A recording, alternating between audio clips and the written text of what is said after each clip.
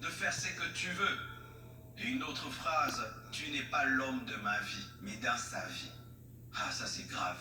Tu n'es pas l'homme de ma vie. Mais pourquoi tu l'as épousé s'il n'était pas l'homme de ta vie? Tu n'es pas la femme de ma vie. Mais pourquoi tu l'as épousé? Il est dans ta vie. Faites très attention. C'est pourquoi j'aimerais dire ceci aux célibataires.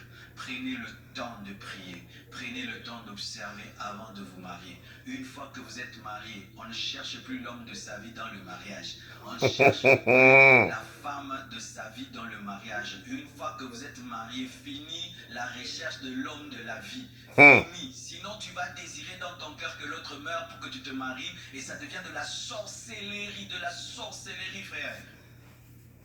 Ce n'est pas l'homme de ma vie. Tu n'es pas l'homme de ma vie. Tu n'es pas la femme de ma vie. Ainsi, l'autre commence à dire, si je ne suis pas l'homme de ta vie, qui est l'homme de ta vie? Si je ne suis pas la femme de ta vie, qui est la femme de ta vie? Et tu crées dans le cœur de l'autre une blessure. Tu crées dans le cœur de l'autre une jalousie. Tu crées dans l'autre un complexe. Et tu lui donnes le désir de s'en aller. Afin d'aller là, on va le respecter et le traiter comme étant l'homme de la vie et la femme de la vie.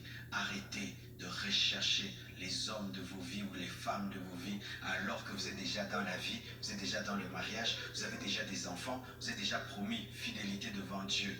Sachez ceci, et ça l'Esprit de Dieu vient de me dire, de vous dire, ce n'est pas parce que Dieu t'a donné Rebecca qu'elle sera parfaite.